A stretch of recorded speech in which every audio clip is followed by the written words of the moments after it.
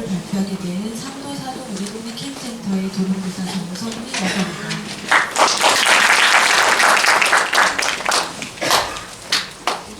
목차는 다음과 같고요.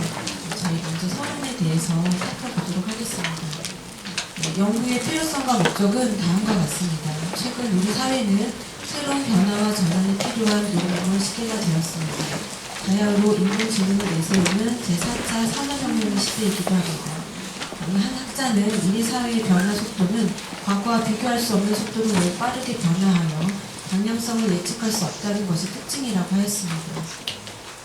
또한 로베르타 골든코프와 캐시 허스타색은 제4차 산업혁명 시대의 미래형 인재를 만드는 최고의 교육에서 자유놀이는 육시의 모든 면에서 아이들의 발달의 핵심점이라고 하였습니다.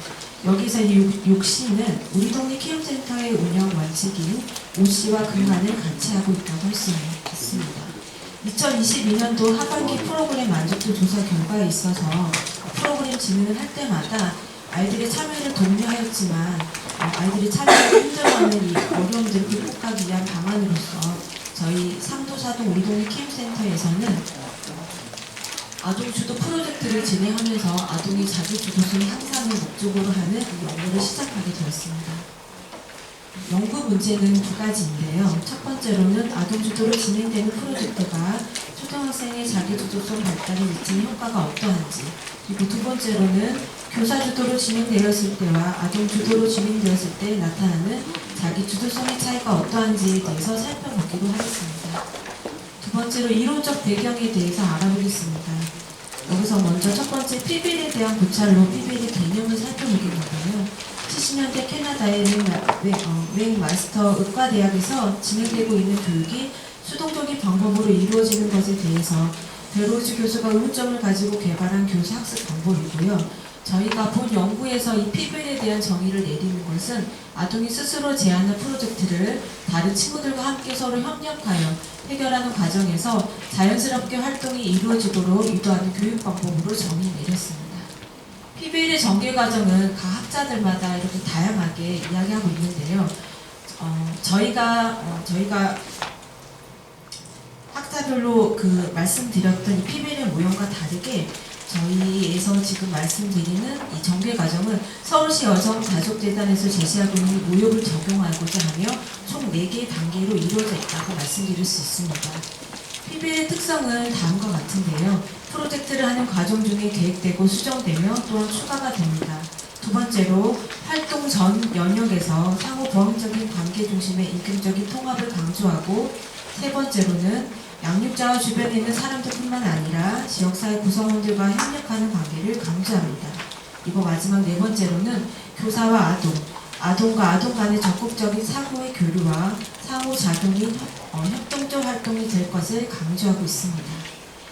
자기 주도성에 대한 고찰로서 이 각 학자들마다 여러 가지 의견들을 주고 있는데요. 저희 본문에서 말씀드리고 있는 자기 주도성은 다음과 같습니다.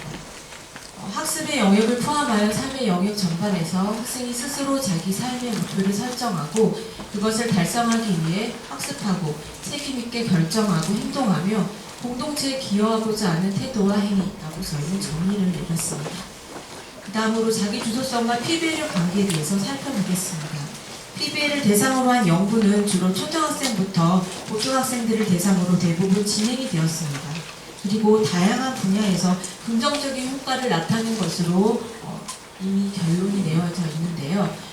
저희 본문에서, 저희 논문에서 말씀드리고 있는 아동 주도로 진행되는 프로젝트는 다음과 같이 저희가 정의를 내리고 있는데요.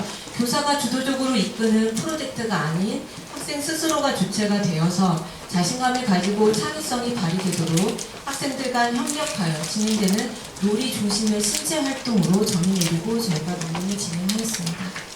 자기주도성 관련해서 저희가 여러 가지 놀이들이 있는데요. 그 중에서 저희는 특별히 이 두 가지 놀이를 중심으로 이 논문을 진행하게 되었습니다.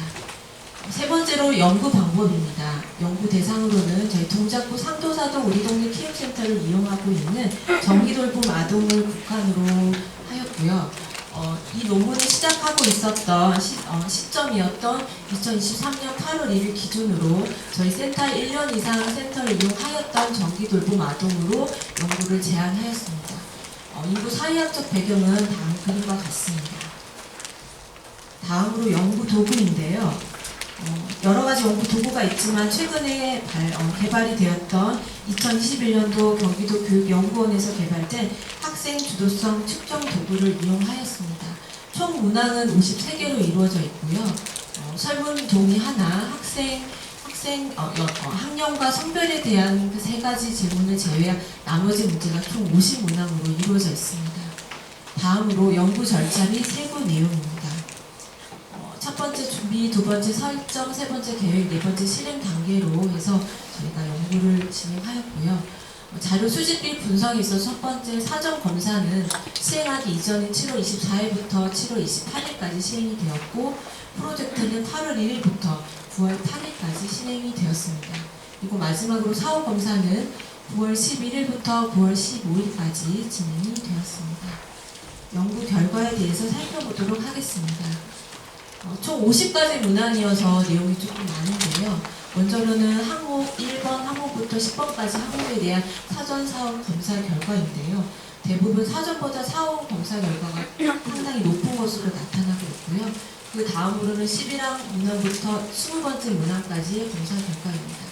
그 다음은 21번 문항부터 30번까지 문항의 결과이고요. 그 다음은 31번부터 40번까지 문항의 결과입니다. 마지막으로 41번부터 50번까지 문항인데요. 문항이 조금 많아서 학생들이 이 문항에 대해서 답변을 하는데 조금 많은 시간들이 소요되었음을 알게 됩니다. 연구 결과를 자세히 살펴보겠는데요. 영역에 따른 학생들의 자기주도성 사전 사후 차이를 살펴보자면 저희 문항은 총 50가지 문항이지만 항목으로 구분하자면 총 3개로 구분할 수 있는데요. 태도 영역은 66.4점에서 68.1점으로 상승하였고, 행동의 영역에 있어서는 57.2점에서 65점으로 상승한 것을 알 수 있습니다. 또한 협력에 있어서는 58.4점에서 65점으로 3가지 모든 영역에 따라서 점수가 다 올라갔음을 알게 됩니다. 마지막으로 결론입니다. 논의할 수 있는 것은 먼저 아동 주도성이 대부분 상승하였다는 것인데요. 저희가 평균 점수로 나타내서 100점으로 환산해서 71.4점에서 79.4점으로 향상되는 것으로 저희가 알고 있고요. 아까도 말씀드렸듯이 각 영역에 대한 점수가 각각 향상하였는데, 행동 영역은 7.8점으로 가장 높은 점수가 향상하였고, 그 다음으로는 협력 영역, 그리고 마지막 태도 영역 3가지 모든 영역에 있어서 점수가 향상하였음을 보게 됩니다. 결론인데요. 아동 주도로 진행되는 프로젝트의 역량은 초등학생의 자기주도성 향상에 긍정적으로 나타났음을 알게 됩니다. 또한 각 영역에 끼치는 영향에 있어서도 행동, 협력, 태도 모든 영역에 있어서 긍정적인 영향을 나타내었음을 살펴보게 됩니다. 제언을 드리자면 연구 대상의 확대가 있어야 될 것인데요. 제한된 연구 대상을 확대하여 연구하면 일반화할 수 있는 가능성이 있고, 두 번째 연구 방법의 제한점을 말씀드리자면 저희는 동일한 문항을 가지고 사전 사후 검사를 하였기 때문에 사전 및 사후 검사의 동일성으로 인해 내적 타당도의 위협을 나타낼 수 있습니다. 문항이 다른 동형 검사는 검사 점수의 동등화가 가능한 검사가 필요할 수 있고요. 마지막으로 평가 지표의 확대인데요. 저희가 단순하게 평균 점수만을 가지고 이렇게 산출하였지만 이외에 다른 비교 가능한 데이터들이 있으면 더 많은 심도 있는 의견들이 나올 수 있을 것이라고 봅니다. 그래서 다양한 데이터 분석이 필요하다라는 것을 제안으로 저희 논문을 마치도록 하겠습니다. 감사합니다.